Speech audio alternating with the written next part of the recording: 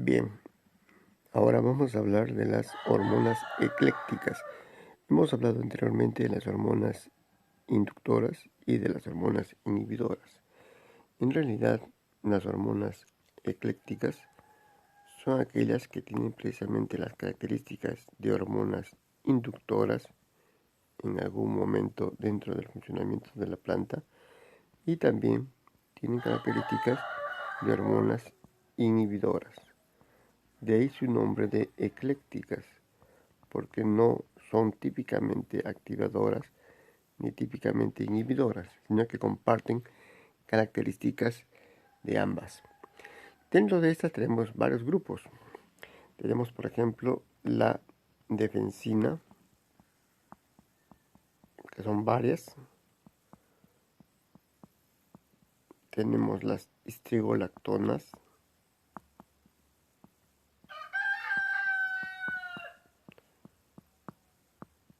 Tenemos la melatonina.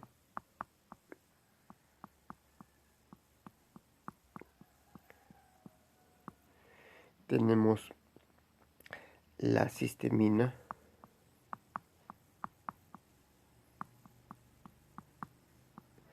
Tenemos las poliaminas.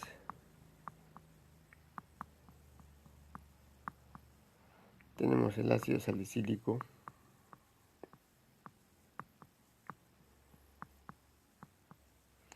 En realidad hay diversas moléculas que tienen esta característica de comportarse como inductoras y también como inhibidoras, y que son precisamente consideradas las hormonas eclécticas. Sin embargo, vamos a tratar de ellas en esta presentación. Algunas son tema de seminario, pero antes de eso vamos a aclarar una pregunta que ha estado flotando en el curso también respecto a que realmente cuántas hormonas son.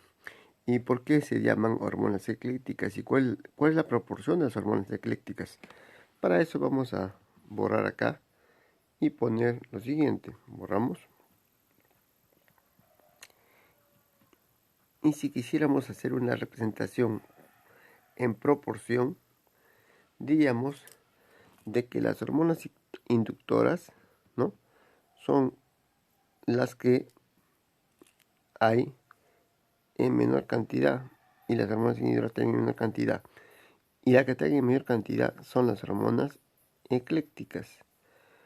¿Por qué? Estas son hormonas típicas que tienen un rol definido, al igual que estas, ¿no?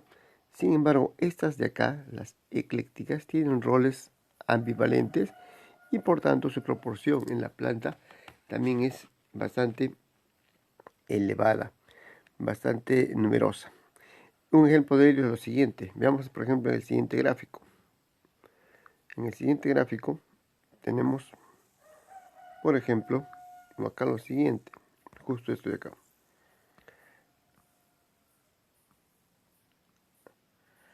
Hay pequeños, en una planta modelo, que es la planta Arabidopsis thaliana, esta planta de acá, ¿no?, se ha caracterizado pequeños genes codificantes. Y acá lo curioso que vamos a mencionar es que en esta planta hay péptidos similares a hormonas, ¿no?, muy aparte de la defensina, péptidos similares a hormonas, que precisamente su rol es la señalización entre células. La señalización entre células. Tienen función de péptido, claro, porque están formados por aminoácidos, igual que muchas proteínas. Sin embargo, acá cuál es lo curioso. Número de genes identificados en el genoma de Arabidopsis thaliana, que es la planta modelo. Se ha encontrado que hay 200 genes identificados en el genoma de Arabidopsis thaliana, ¿no? Muy aparte de esta categoría que acá hemos colocado, la defensina, que tiene que ver con su rol funcional como es un antibiótico para enfrentar patógenos, que también tiene función de péptido y que se ha encontrado 298. Tiene que ver mucho con la inmunidad. Acá lo rescatable que estamos colocando es que hay péptidos similares a hormonas, ¿no?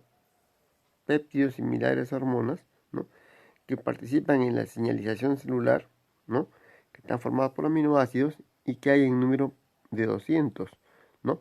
¿En qué planta? En una planta modelo. Entonces, Esto para poder resaltar de que las hormonas eclécticas en realidad su proporción es mucho mayor que de las típicas hormonas inductoras y de las típicas hormonas inhibidoras. Vamos a ver ahora entonces algunas de estas hormonas eclécticas. Borramos todo y colocamos la siguiente gráfica. Vamos a ver. Acá tenemos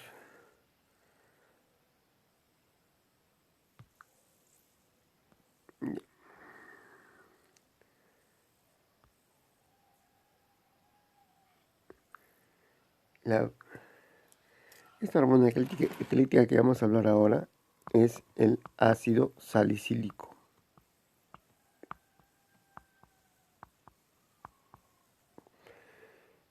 Y el ácido salicílico en realidad es el nombre del compuesto natural. A partir de este compuesto natural se produjo sintéticamente el ácido acetil salicílico, que es conocida con el nombre de aspirina, que es utilizada, por ejemplo, como un antiagregante plaquetario para prevenir formación de trombos o coágulos en los pacientes con este tipo de riesgos. Sin embargo, ¿qué función cumple el ácido salicílico en las plantas? ¿Cuál es su rol de esta molécula, considerada precisamente una molécula dentro de las hormonas eclécticas? Este ácido salicílico, ¿no?, es un ácido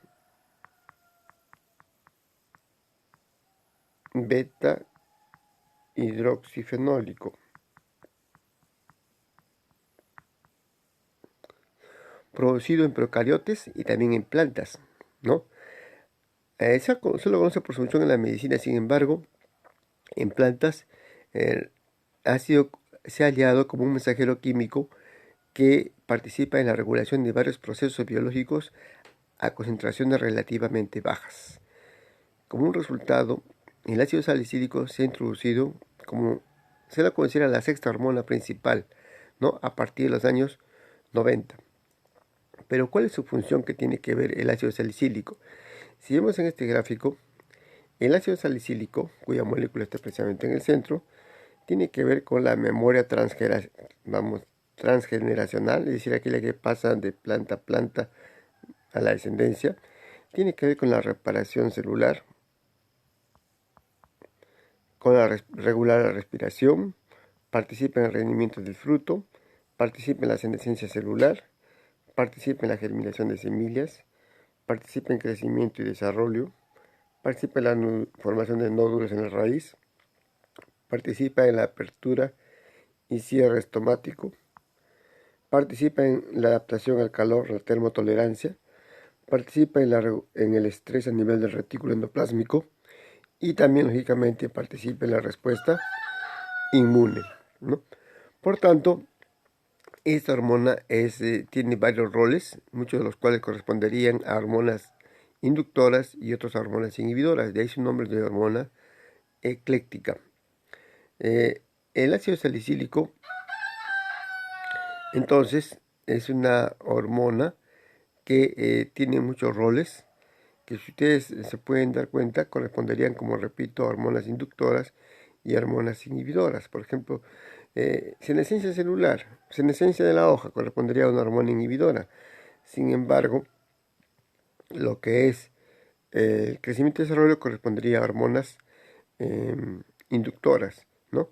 Entonces, esta hormona es muy conocida, repito, principalmente por participar no únicamente en la respuesta inmune, ¿no? Un ejemplo de esto ha sido que se evidenció un experimento de que al aplicar ácido salicílico a plantas que tenían el virus mosaico del tabaco, ¿no?, aspirina al aplicar en realidad, se encontró que estas plantas eran tolerantes a la infección, ¿no? Por ejemplo, ¿cómo fue en realidad el experimento?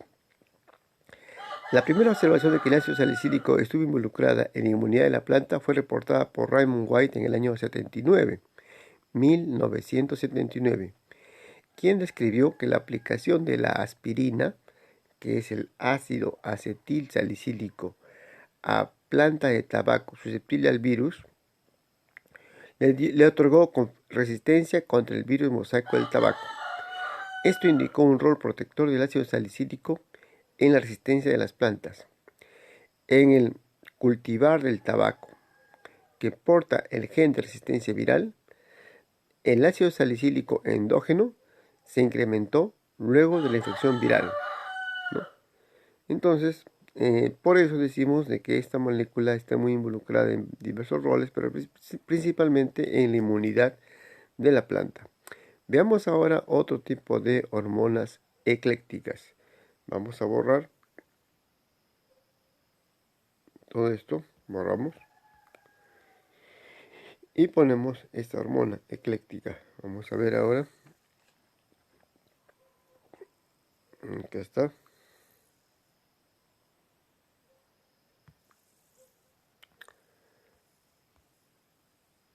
Ahí está. Ahora vamos a hablar de las hormonas conocidas como carriquinas. Entonces acá ponemos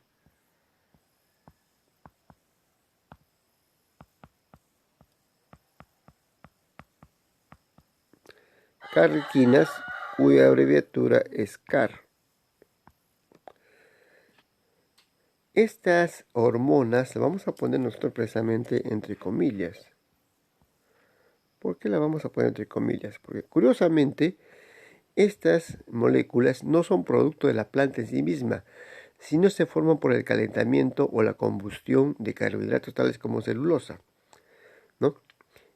Repito, estos compuestos no son un producto de la planta en sí misma, sino son producidos por calentamiento o combustión de carbohidratos tales como la celulosa. En realidad, la primera carriquina fue aislada del humo, que promueve la germinación de la semilla y mejora las respuestas de la planta frente a la luz. La estructura química de las carquinas aparentemente comparte una porción butenólica sustituida, ¿no?, con las histrigolactonas. Y el anillo pirano es importante para la inducción de la germinación de la semilla. Hay que tomar en cuenta que el humo que es el que originaría a las carquinas, ¿no?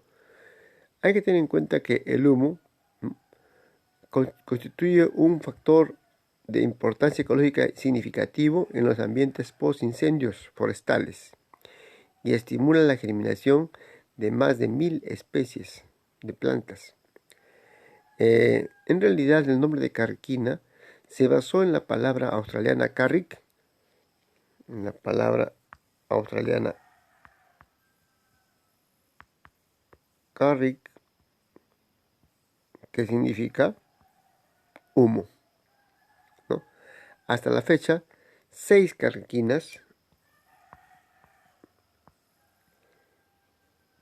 con diferentes sustituciones en los grupos metilo han sido identificadas en el humo derivado de las plantas, siendo lo más importante la carriquina 1, ¿no?, la que es considerada el principal estimulante de la germinación de semillas.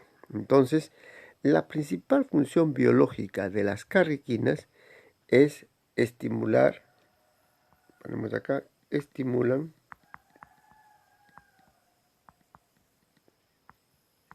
la germinación de semillas.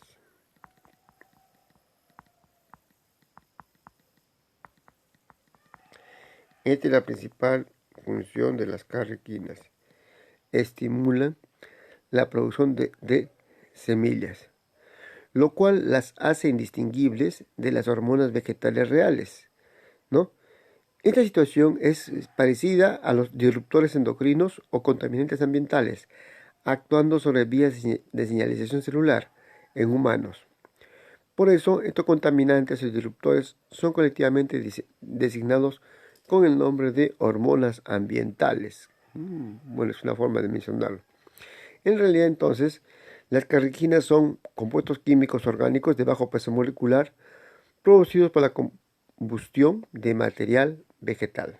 Entonces, repetimos, no son compuestos producidos por la planta, sino que producidos por la combustión de material vegetal, principalmente celulosa, pero que actúan sobre las plantas básicamente induciendo, estimulando la germinación de las semillas. Vamos a borrar esto para poder entender ahora el gráfico. Borramos esto para poder entender ahora este gráfico que tenemos acá, ¿no? En el cual tenemos acá nosotros las carrequinas KL, KI2, en los cuales estos compuestos KL, KI2 van a ser en realidad los segundos mensajeros, ¿no?, que van a responder a diferentes estímulos. Uno de ellos van a ser las carrequinas. Entonces, las carrequinas, los nutrientes, la luz, el agua, el calor, la salinidad, serían considerados, ¿qué cosa? Esto vamos a colocarlo acá. Serían considerados los primeros mensajeros.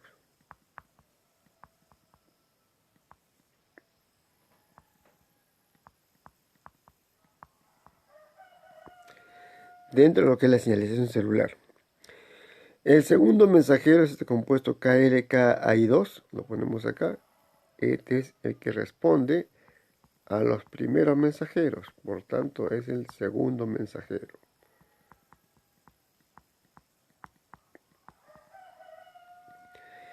Y participa en la transducción de señal, ¿no?, ya sea favoreciendo la dormancia, induciendo dormancia de semillas o liberando la dormancia de las semillas.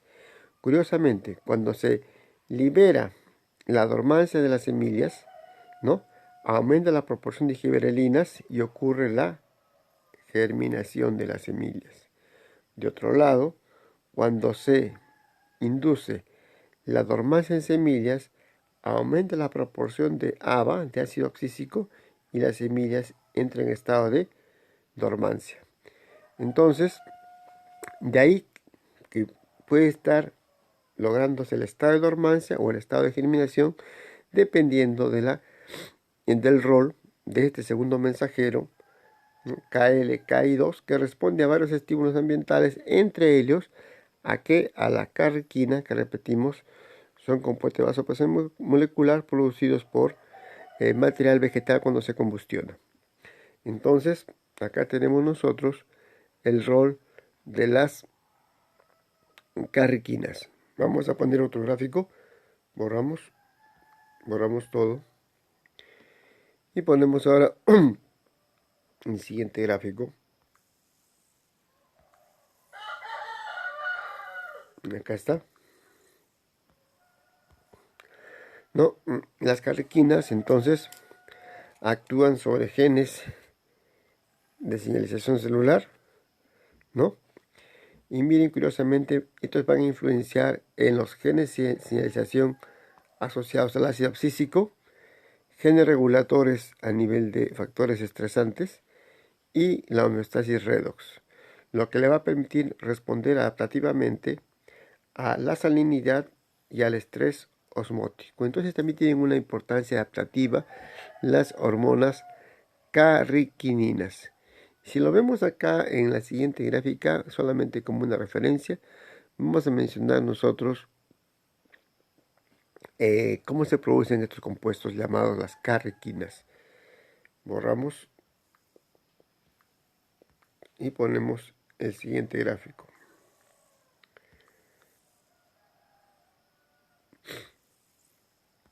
Acá tenemos nosotros de este glúcido llamado la silosa,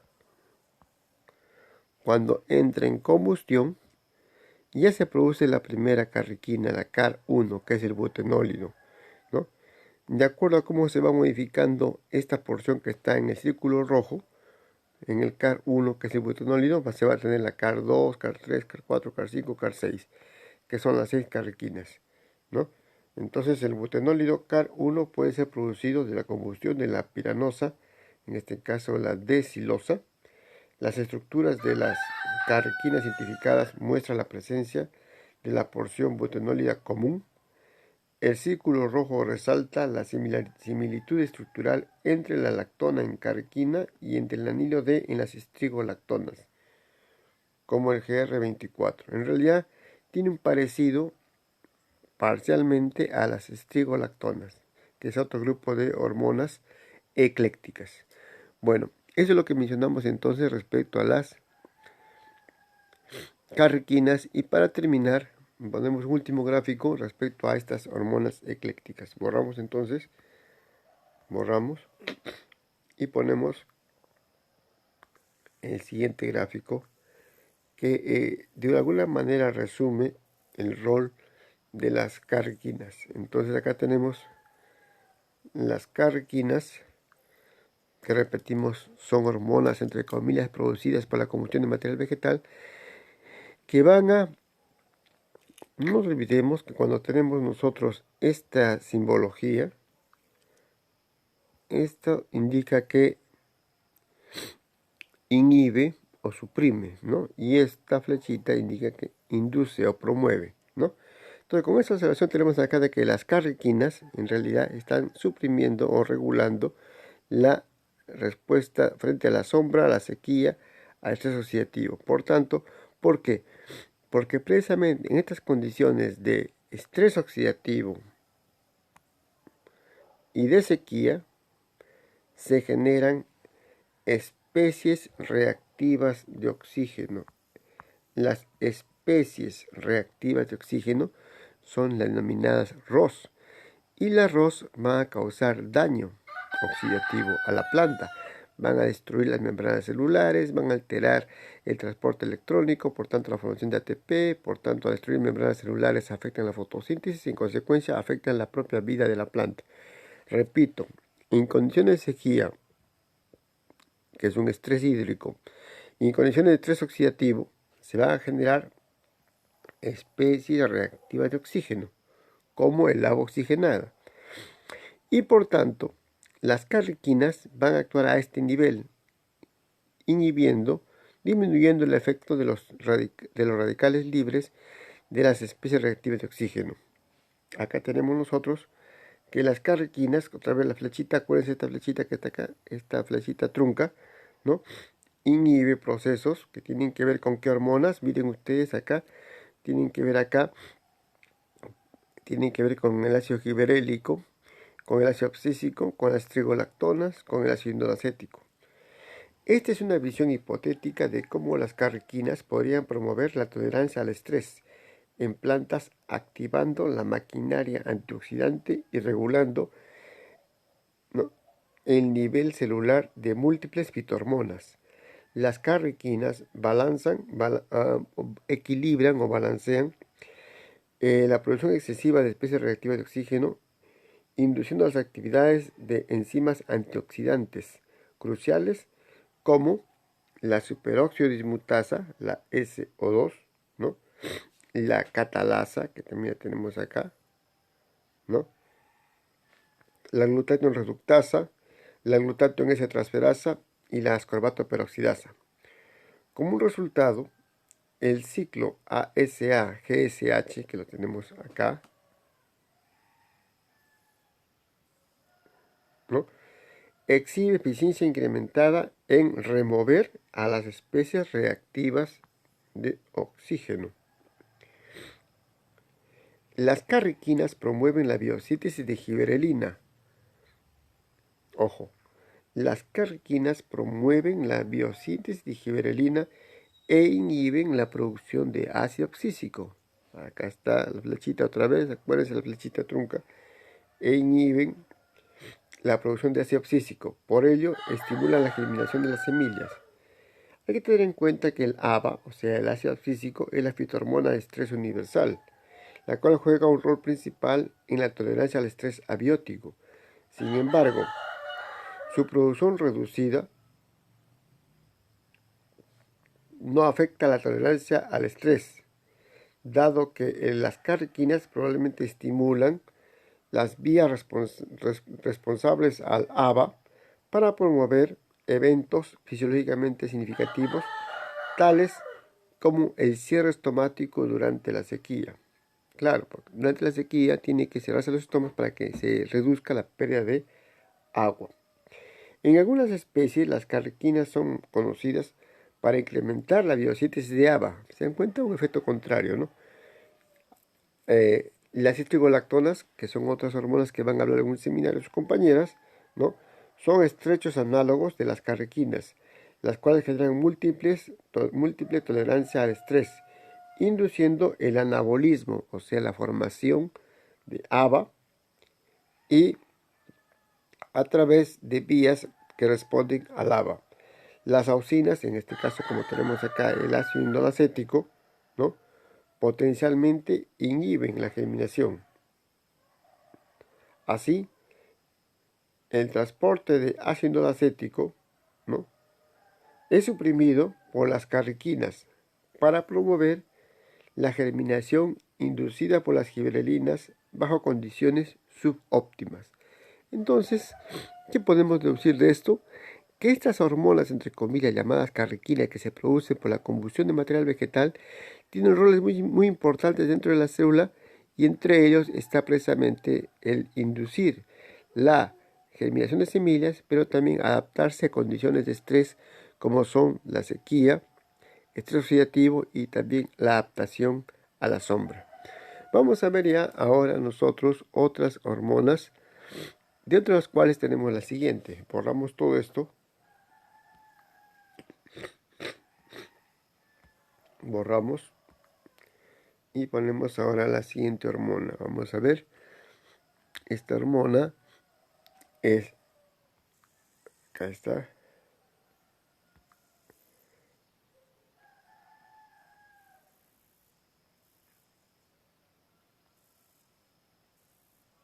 acá la tenemos.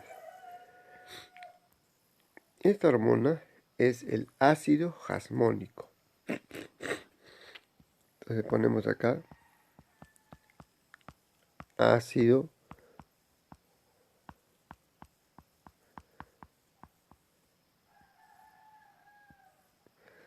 el ácido jasmónico.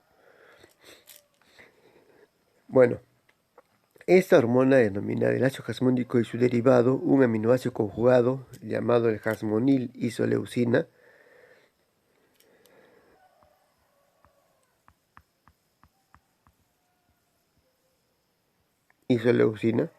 ¿no?, son compuestos de señalización celular involucrados en la regulación de la defensa celular y del desarrollo en las plantas, ¿no? El ácido jasmónico ha sido reconocido como una hormona frente al estrés, que regula la respuesta de la planta frente a estrés biótico, ¿no?, tales como aquel producido por los herbívoros y patógenos, y también frente a estrés abiótico, ¿no?, tales como la radiación ultravioleta y los cortes, por ejemplo, cuando se corta una hoja. Entonces, esta hormona ecléctica llamada el ácido jasmónico está directamente involucrada en muchos procesos que incluyen el crecimiento de los estambres, la senescencia, sabemos que es el envejecimiento celular, y el crecimiento de la raíz. Además, el ácido jasmónico ha sido conocido para regular la producción de varios metabolitos, tales como las fitoalexinas y terpenoides, que son moléculas que tienen que ver con la respuesta a la defensiva de la planta. Bueno, ¿qué más podemos mencionar respecto al ácido jasmónico? Para coordinar el crecimiento y desarrollo durante momentos o etapas de estrés y también de predación, las plantas han desarrollado la capacidad de sintetizar y responder a una serie de oxilipinas modificadas complejas o derivados de ácidos grasos oxigenados, conocidos como jasmonatos. Entonces, ¿qué queremos mencionar con esto? Acá tenemos la membrana celular. En la membrana celular hay ácidos grasos poliinsaturados, que son denominados PUFA. A partir de estos ácidos grasos poliinsaturados llamados PUFA, se van a producir unos compuestos llamados oxilipinas. Una de estas oxilipinas va a ser el ácido jasmónico. Entonces, Si queremos mencionar la biosíntesis del ácido jasmónico, podemos decir que el ácido jasmónico se produce a partir de oxilipinas, que son compuestos donde ustedes pueden darse cuenta por el nombre, en el cual está participando el oxígeno y también los ácidos grasos insaturados. Pero estos, ¿de dónde se originan? De ácidos grasos poliinsaturados que son parte de la membrana celular en los vegetales. Y de ahí se obtiene el ácido jasmónico. Entonces, ¿qué podemos mencionar respecto al ácido jasmónico? Hay varios compuestos derivados del ácido jasmónico como el metilhasmonato, 3R, el jasmonil isoleucina, que lo mencionamos acá, jasmonil isoleucina, el cisjasmonato, etc. Ahora, ¿cuál es su rol? Hemos mencionado que su rol tiene que ver con la formación de estambres y también la formación de tricomas, con el crecimiento vegetativo, con la regulación del ciclo celular, con la senescencia, con la regulación de la biosíntesis de antocianinas, que son compuestos antioxidantes, y respuesta a varios factores estresantes bióticos y abióticos. Veamos en el siguiente gráfico, por ejemplo, cuando se hizo un experimento en el cual se aplicó, porque es ácido jasmónico externo, ¿no?, a la planta y se observó algunas respuestas. ¿Qué se observó? A nivel molecular se observó de que había expresión de genes relacionados al jasmonato. Había interacción con otras hormonas vegetales. Había interacción con factores de transcripción. A nivel fisiológico, ¿qué se observó? Que actúa a nivel del sistema antioxidante, precisamente para poder adaptarse a condiciones de estrés. No nos olvidemos que en condiciones de estrés se generan daño oxidativo atribuido principalmente a especies reactivas de oxígeno y también a especies reactivas de nitrógeno. También otra respuesta fisiológica asociada al ácido jasmónico es la acumulación de aminoácidos y azúcares solubles, y también reducen la apertura y cierre estomático. Una de las respuestas básicas al estrés, principalmente hídrico, que es un estrés abiótico, es que se cierren los estómagos. Ya sabemos que ahí interviene el ácido abscísico, pero también interviene el ácido jasmónico, lo que le va a permitir que la planta pueda responder a diferentes tipos de estrés: a estrés por frío, a estrés salino, a estrés hídrico o sequía y a estrés por exposición a metales pesados. Entonces el ácido jasmónico también tiene que ver con mecanismos de defensa de la planta frente a factores externos como son los que causan el estrés biótico y el estrés abiótico. Veamos otro gráfico para poder entender rápidamente un poco más el rol de esta hormona ecléctica, el ácido jasmónico. Borramos y tenemos la siguiente imagen. Acá tenemos, miren acá curiosamente en este experimento, tenemos la activación de la señalización del ácido jasmónico. ¿Cuándo se activa la señalización previa formación del ácido jasmónico? Acá tenemos cuando hay patógenos que están matando estructuras vegetales, llamados patógenos necrótrofos. Cuando hay insectos que están comiendo las hojas, en este caso insectos herbívoros. Cuando hay insectos que están comiendo la raíz, a ese nivel. Cuando hay patógenos necrotróficos, o se están matando, en este caso estructura radical, ¿no? Cuando hay una impresión marcada para inducir defensa por parte de microorganismos benéficos. Entonces, ¿qué se hizo en este experimento? Se aplicó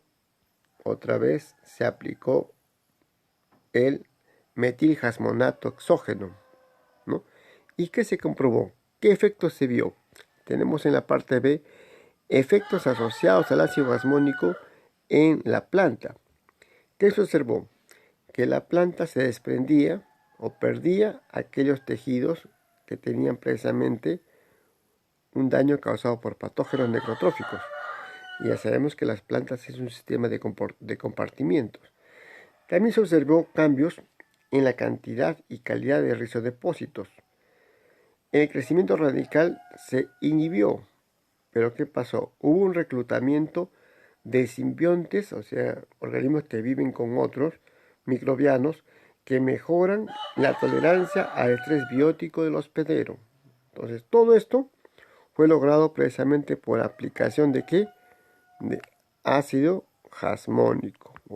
Ahí lo he puesto en inglés, ¿no? Entonces, el ácido jasmónico activa las rizósferas, esa zona que rodea las raíces, ¿no? Lo cual puede ser una fuente rica de compuestos y microorganismos que mejoran la tolerancia al estrés biótico en la planta. Entonces, este es precisamente uno de los roles principales que tiene que ver con la defensa por parte del ácido jasmónico y sus derivados. Veamos ahora otras hormonas eclécticas. Vamos a borrar y ponemos ahora otras hormonas que son las siguientes. Vamos a hablar ahora de los brasinosteroides. Borramos acá.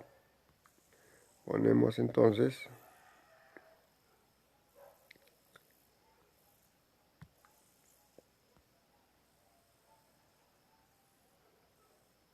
ya.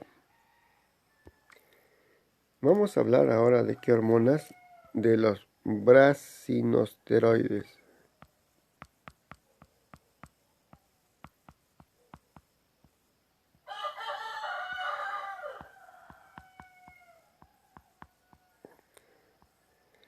Estas hormonas, desde que ustedes se dan cuenta que termina la palabra en esteroides, son lógicamente hormonas derivadas del ciclo pentanoperirofenantreno, ¿no? Este es un grupo de hormonas esteroides vegetales polihidroxiladas. Entonces vamos a poner acá que son hormonas vegetales. Hormonas, ¿pero qué tipo de hormonas? Hormonas esteroides polihidroxiladas. Tienen varios grupos OH.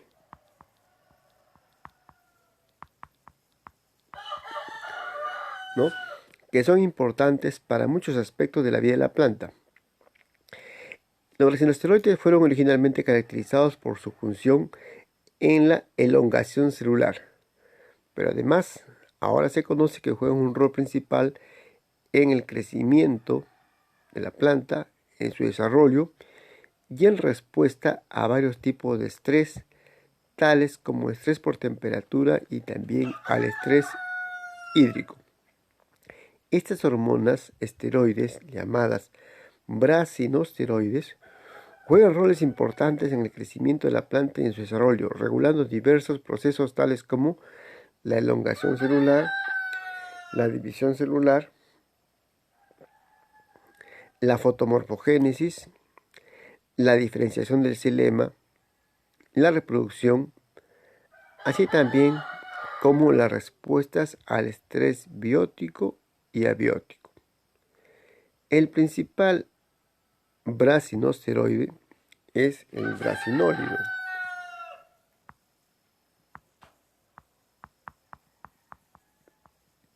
El principal brasinosteroide es el brasinólido, ¿no? Los brasinosteroides, entonces, promueven el crecimiento de los tallos, el despliegue de las hojas, la diferenciación del xilema, la formación de antocianinas, que son compuestos antioxidantes, ¿no? Y también detienen el crecimiento de la raíz. Ya sabemos que esta es una respuesta frente al estrés, ¿no? Vamos a ver nosotros entonces qué tenemos en este gráfico respecto a los brasinosteroides. Tenemos acá nosotros, no nos olvidemos que a nivel hormonal hay una biorretroalimentación. ¿En qué sentido hemos indicado que hay una biorretroalimentación?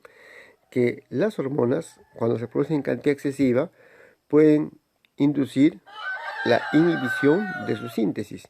Y al revés, cuando hay pocas hormonas, puede inducirse la producción o aumentarse su síntesis. Biorretroalimentación se llama esto. Acá tenemos nosotros, por ejemplo, vamos a borrar acá para poderlo ver más claro. En este gráfico vamos a comenzar a ver qué pasa con los brasinosteroides. Acá tenemos niveles bajos de brasinosteroides, ¿no?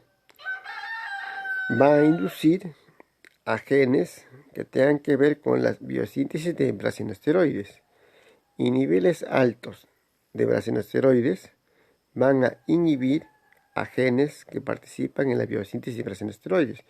No nos olvidemos, repito, que esto significa inhibición y esto significa inducción, ¿cierto? ¿Qué pasa? Se producen segundos, participan los genes que están acá de R, L o F, y se tiene como resultado niveles disminuidos de brasinosteroides, o por el otro lado, niveles incrementados de brasinosteroides. Acá, por ejemplo, ¿qué pasa cuando hay bajos niveles de brasinosteroides? Se bloquea aquellos genes que tienen que ver con el catabolismo, o sea, con la degradación de brasinosteroides. ¿Qué pasa cuando hay altos niveles de brasinosteroides? Se induce, ¿no?, a aquellos genes que tienen que ver con el catabolismo, o sea, con la degradación de brasinosteroides. Todo esto dentro de la biorretroalimentación o autorregulación que mencionamos en clases anteriores. Como consecuencia se tiene acá tres condiciones: niveles disminuidos de brasinosteroides, niveles incrementados de brasinosteroides y niveles disminuidos de brasinosteroides. Hay una planta modelo que es la Arabidopsis thaliana. En este gráfico se han empleado dos tipos de plantas: una dicotiledonia, que es la Arabidopsis thaliana, y una monocotiledonia, que en este caso es el arroz, como plantas modelo, para ver qué está pasando en estas plantas en respuesta a los brasinosteroides. Y tenemos acá BWT. ¿Qué significa BWT? BWT es la planta salvaje, o sea, la planta que no tiene ninguna mutación en genes asociados, en este caso particular, a brasinosteroides. ¿Por qué se llama planta salvaje o planta silvestre? Wild type, WT, repito, es aquella planta que no carece de defecto genético alguno en los genes asociados a la síntesis de brasinosteroides. Es una planta que está con los genes completos para formar brasinosteroides. Entonces, ¿qué pasa cuando hay niveles disminuidos de brasinosteroides? ¿Qué pasa con la planta Arabidopsis thaliana? Se observa, acá lo colocamos, se observa plantas enanas, ¿no?, con fertilidad reducida, con floración retrasada y con senescencia. ¿Esto cuándo sucede? Cuando hay niveles disminuidos de brasinosteroides. ¿Qué pasa cuando hay niveles incrementados de brasinosteroides? ¿Qué se observa en la planta? Se observa la planta con órganos elongados, o sea, alargados, crecimiento incrementado y capacidad reproductiva también manifiesta. Esto pasa cuando hay niveles altos de brasinosteroides. Ya sabemos que cuando hay niveles disminuidos de brasinosteroides, hay plantas enanas, ¿no?, con fertilidad reducida y floración retrasada y con senescencia, ¿no? Esto pasa ¿dónde? En una planta modelo que es dicotiledonia, como la Arabidopsis thaliana. ¿Qué se observó en plantas? En una planta modelo, que es el arroz también, una monocotiledonia. Miren acá, tenemos otra vez la planta salvaje, la wild type, ¿no?, con niveles disminuidos de brasinosteroides. Se observó plantas enanas, o sea, no había crecimiento, ¿no?, con hojas erectas y rendimiento reducido de las semillas, pequeñas semillas. ¿Qué se observó? Con niveles aumentados de brasinosteroides. Con niveles aumentados de brasinosteroides se observó que las plantas presentaban una altura mayor, una biomasa mayor, ¿no? Se incrementó el rendimiento de semillas, las semillas eran más grandes. Y también, lógicamente, cuando las brasinosteroides eran menor, repetimos, se observó plantas enanas con hojas erectas, con rendimiento de semilla reducido, las semillas eran más pequeñas. ¿Qué tenemos por el otro lado? Acá tenemos nosotros en el otro lado de la gráfica tenemos los bajos niveles de brasinosteroides que están bloqueando a genes de señalización celular. Hay un regulador positivo. Los altos niveles de brasinosteroides, en este caso, favorecen genes de señalización celular. Es una regulación positiva. Acá están los genes que participan de R, L o F. ¿Y qué se tiene como consecuencia? Que hay una sensibilidad disminuida a brasinosteroides y niveles incrementados de brasinosteroides por este lado de acá. Y por el otro lado, acá tenemos una hipersensibilidad a los brasinosteroides y niveles disminuidos de brasinosteroides. ¿Qué se tiene como consecuencia? Acá tenemos cuando hay sensibilidad disminuida a brasinosteroides y niveles incrementados de los mismos, se observa una respuesta similar a que si no hubiera brasinosteroides. Unas plantas enanas con una fertilidad reducida, con una floración atrasada y con senescencia. De otro lado, si hay una hipersensibilidad a los brasinosteroides y niveles disminuidos de brasinosteroides, ¿no?, lo que es una regulación positiva, las plantas presentan órganos alargados, crecimiento incrementado y floración temprana. ¿Esto para quién? Para la Arabidopsis thaliana. ¿Y qué se observó en el arroz, en esta planta modelo? Similarmente también lo mismo. Se observó, acá lo tenemos, cuando hubo sensibilidad disminuida a los brasinosteroides y niveles incrementados de brasinosteroides, las plantas fueron enanas, con hojas erectas, rendimiento reducido de semillas, es decir, semillas más pequeñas. Y por otro lado, acá tenemos cuando hubo hipersensibilidad a los brasinosteroides y niveles disminuidos de brasinosteroides, es decir, un regulador positivo, las plantas fueron más altas y se incrementó el rendimiento de las semillas fueron más grandes. Entonces, acá estamos viendo nosotros el efecto de estas hormonas eclécticas que son precisamente los brasinosteroides. Veamos una última gráfica respecto a esto, entonces borramos.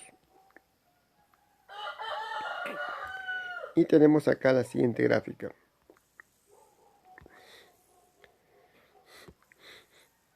Acá tenemos, ya. Acá tenemos nosotros las acciones de los brasinosteroides en regular el desarrollo de la planta y rasgos de importancia agronómica en especies de planta modelo. ¿Qué observamos? Efectos positivos y efectos mixtos. Los efectos positivos, ¿no? Tenemos acá,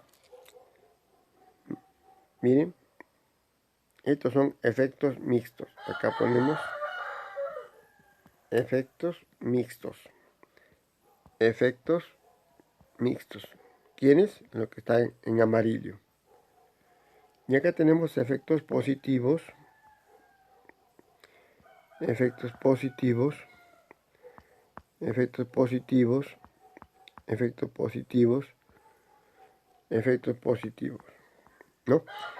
Entonces, los brasinosteroides mejoran la respuesta a la fotosíntesis y a la senescencia, en este caso. Van a disminuir la senescencia. Participan en la fotomorfogénesis y en el retiro o el evitamiento de la sombra. Favorecen eso. Favorecen el tiempo de floración, la fertilidad masculina y femenina. Favorecen el desarrollo de la raíz. Acá estamos ya, ¿no? Y el llenado de la raíz. Es decir, número de semillas, tamaño de semillas, composición de semillas. También favorecen el cuajado o la maduración del fruto, ¿no? El rendimiento de fibras, por ejemplo, en el caso del algodón, y también su calidad. Estos son efectos positivos. También los brasinosteroides participan, ¿no?, en la dormancia de la semilla y en la germinación de la semilla, ¿no? Tenemos también la arquitectura de la planta y en la biomasa. Favorecen el crecimiento en altura de la planta, la ramificación, la expansión foliar, la elongación del hipocótilo y la diferenciación vascular. ¿Y cuáles son los factores mixtos? En el sentido que van a intervenir a nivel de desarrollo de la raíz, ya sea la raíz primaria, su elongación, la raíz secundaria, su raíz lateral, su formación. Y también otro efecto mixto es tolerancia al estrés biótico y abiótico. En este caso, que estrés abiótico, estrés hídrico, o sea, la sequía, estrés salino, estrés térmico o por frío, estrés oxidativo, ataque por patógenos, ya sería estrés biótico. Entonces, estas son unas acciones muy diversas que ustedes pueden darse cuenta que comparten con las otras hormonas inductoras y con las inhibidoras.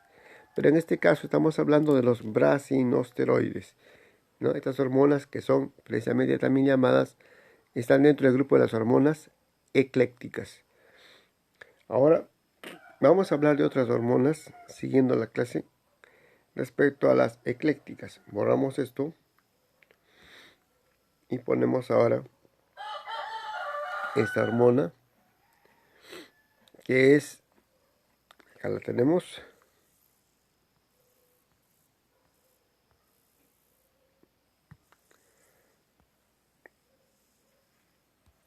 ya. Esta hormona, la estamos colocando acá, es la melatonina. Solamente para aclarar, la melatonina en animales como los humanos es una hormona que regula el ciclo, el reloj biológico. Es la hormona que tiene un efecto antioxidante, ¿no? Y también mejora el estado anímico en los humanos. Pero esta misma hormona también se produce en las plantas. Entonces, ¿qué hace la melatonina? ¿Cuál es su rol en las plantas? La hormona melatonina es una hormona pleiotrópica. Vamos a borrar. Vamos a poner bien. Es una hormona pleiotrópica. A ver, vamos a borrar esto. Ahí está.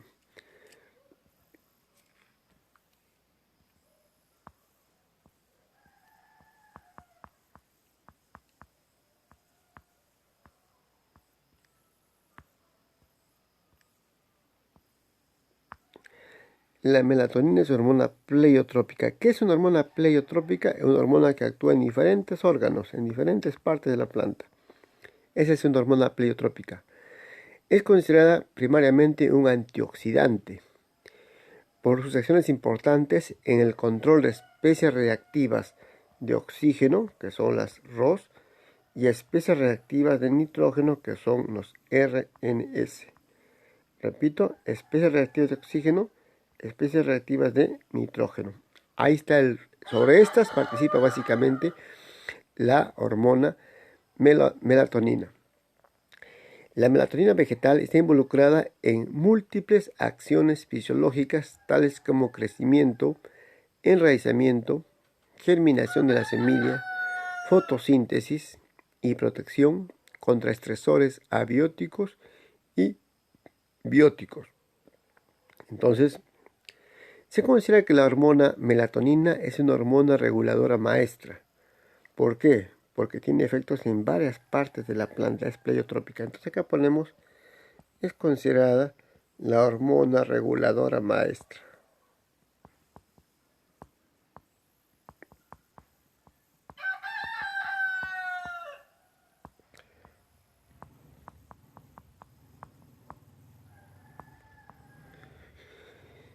Entonces, repetimos, esta hormona ha sido considerada la hormona reguladora maestra, la melatonina. ¿Cuáles son entonces los efectos que podemos mencionar? Acá vamos a mencionar algunos en el gráfico y luego los vamos a mencionar de una manera un poco más detallada. En primer lugar, la melatonina actúa como un bioestimulante o bioestimulador en situaciones de estrés abiótico, regulando elementos claves expresados contra los estresores, tales como el calor, el frío, la sequía, la salinidad, la alcalinidad, los metales pesados, ¿no? Y también el boro. también agentes químicos como herbicidas o tóxicos y alta radiación solar, incluyendo lógicamente la ultravioleta. Entonces, a este nivel va a actuar la melatonina. La melatonina también actúa como un regulador contra ataque por patógenos, ya sean hongos o bacterias, con un rol que organiza la respuesta frente al patógeno, en el cual el etileno, el ABA, o sea el ácido abscísico, el ácido salicílico y el ácido jasmónico están frecuentemente involucrados. Esto es lo que ponemos. Otro rol de la melatonina es un regulador de la expresión de enzimas y otros elementos relacionados a la red redox, o sea, oxidación-reducción, ¿no? La melatonina regula el estrés oxidativo y las especies reactivas de oxígeno en plantas a través de enzimas antioxidantes, ¿no? Como la superóxido dismutasa, la catalasa, la peroxidasa, ¿no? Y sus metabolitos, de manera similar a la que cumple la melatonina en los animales. O sea, ahí se parece la melatonina animal a la melatonina vegetal. También la melatonina desempeña un rol como agente anti-envejecimiento, o sea, antisenescencia, ¿no? La melatonina inhibe o atenúa los genes asociados a la senescencia o al envejecimiento foliar y también las enzimas relacionadas al catabolismo de la clorofila. Por tanto, permite que la planta se mantenga viable o más tiempo de vida, o esa hoja no se caiga, no hay abscisión, sino todavía sea funcional esa hoja. La melatonina también actúa como un factor que protege la fotosíntesis y la conductancia estomática, favoreciendo a muchos elementos de los fotosistemas. Sabemos el fotosistema 1, fotosistema 2. También favorece el transporte de electrones y los genes de la enzima ATPasa, aquella que forma el ATP. Se ha observado que las plantas tratadas con melatonina muestran un incremento en la tasa fotosintética neta, en la tasa de transpiración, en la conductancia estomática, en el rendimiento del fotosistema 2 y en el transporte de electrones. La melatonina también optimiza la funcionalidad de los estomas, ¿no? Causando una apertura estomática mayor en condiciones adversas a través de la regulación de las células guarda mediante las proteínas canal para los aniones, todo lo cual incrementa la disponibilidad de CO2. En el ciclo de Calvin, que hemos visto nosotros ya en la fotosíntesis, la melatonina regula la expresión de los elementos, en este caso de la enzima rubisco, ¿no? Del gliceraldehído 3-fosfato, de la interconvención de las enzimas que tienen que ver con la formación de carbohidratos, ¿no? Entonces, estos son roles que tienen la melatonina. También hay aspectos del metabolismo en el cual la melatonina parece actuar, ¿no? Las plantas tratadas con melatonina exhibieron concentraciones de hasta 54 metabolitos más alto, ¿no? Comparada con aquellas plantas que no fueron tratadas con melatonina. Altos niveles de prolina y carbohidratos, en este caso glucosa, maltosa, fructosa, sacarosa y trealosa, ¿no? En las plantas que fueron estimuladas con melatonina, proporcionaron efectos beneficiosos a la planta bajo condiciones de estrés abiótico. Asimismo, altos niveles de otros metabolitos, incluyendo aminoácidos, ácidos orgánicos y carbohidratos, en plantas tratadas con melatonina, indican los procesos beneficiosos a nivel fisiológico en las plantas tratadas con melatonina durante exposición a factores de estrés abiótico. Entonces, por eso es que la hormona considera la hormona maestra. La melatonina también está involucrada en el metabolismo secundario, donde induce la biosíntesis de antocianinas, que son antioxidantes, y también flavonoides, que son también antioxidantes, y también regula etapas en la biosíntesis de carotenoides, que también son antioxidantes. Algo importante, la melatonina se autorregula en cuanto a su expresión de genes y consecuentemente su biosíntesis, ¿no? Bueno, uno de los factores más interesantes y controversiales es el compromiso de la melatonina como un regulador en la expresión de enzimas y elementos reguladores de las hormonas vegetales.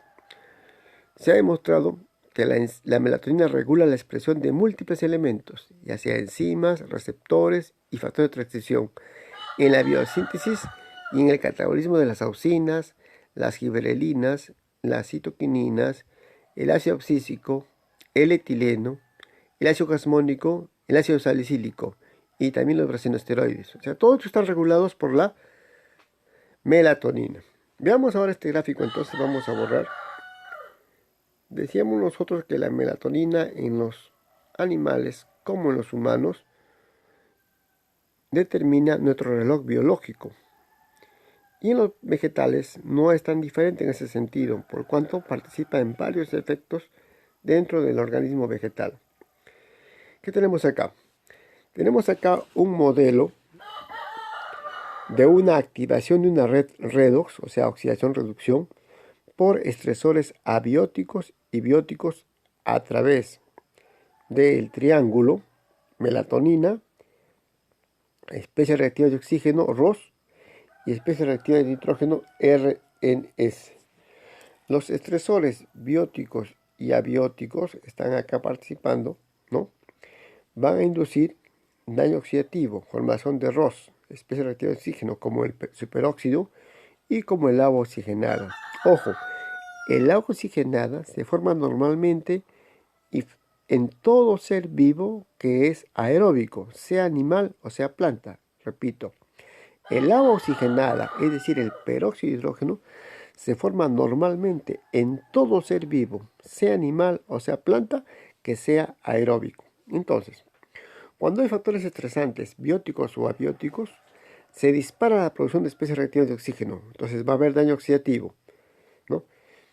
Consecuentemente, las enzimas, como son, acá tenemos las enzimas, como es la superóxido dismutasa, por ejemplo, una de ellas, ¿no?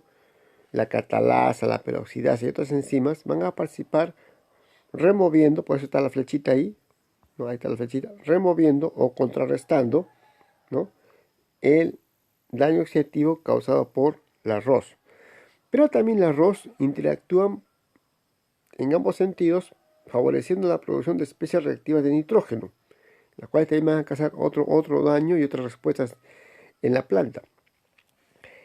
Los ROS van a estimular la síntesis de enzimas antioxidantes. Las enzimas antioxidantes van a bloquear o van a remover los ROS.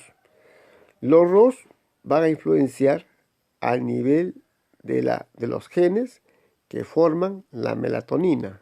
Entonces, genes de biosíntesis de melatonina. Consecuentemente, se va a formar la melatonina como una respuesta frente a este estrés. La melatonina como una enzima va a actuar contra los ROS, porque hemos dicho que la melatonina actúa como una enzima antioxidante también, ¿no? Actúa como un antioxidante. También los especies reactivas de nitrógeno van a inducir la formación de melatonina. La melatonina va a remover o va a contrarrestar el efecto de las especies reactivas de nitrógeno, ¿no? La melatonina se va a transportar por el xilema, acá lo tenemos, se va a transportar por el xilema, ¿no? Y va a favorecer diferentes respuestas, va a haber una activación de respuestas. Este triángulo es una red redox. ¿Por qué es una red redox? Porque hay oxidación y reducción de por medio. Entonces acá tenemos nosotros el efecto de la melatonina a nivel de la planta. Vamos a poner nosotros un gráfico similar para poder complementar más esta explicación. Borramos entonces acá, borramos y ponemos el siguiente gráfico. Acá está.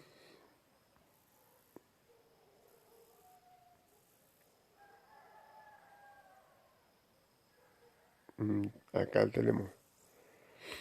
Acá tenemos, entonces miren, acá tenemos la hormona maestra que es considerada la melatonina, ¿no?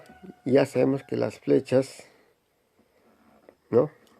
Tenemos acá entonces la melatonina actúa a nivel de la regulación del metabolismo secundario, actúa a nivel de la regulación del metabolismo primario, actúa a nivel de la red redox, consecuentemente participa también en la remoción de especies reactivas de oxígeno, participa en la osmorregulación, participa en la captación de CO2 y consecuentemente la fotosíntesis, participa regulando a otras hormonas, ¿no?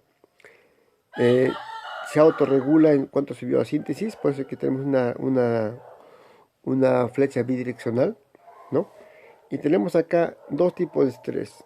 El estrés biótico, es decir, producido por el estrés, abiótico, producido por factores ambientales, y el estrés biótico producido por otros organismos vivos.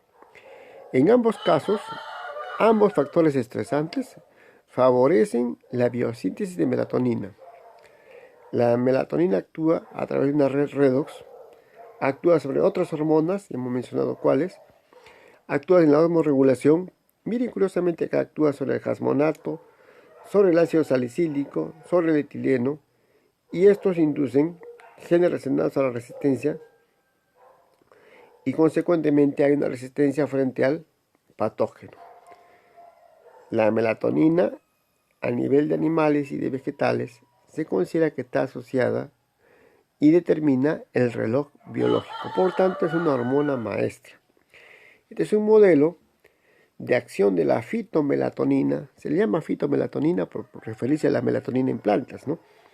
Regulando la red redox en respuesta a estrés biótico y a estrés abiótico. Esto es lo que mencionamos. Y acá lo ponemos otra vez en este gráfico. Vamos a borrar acá.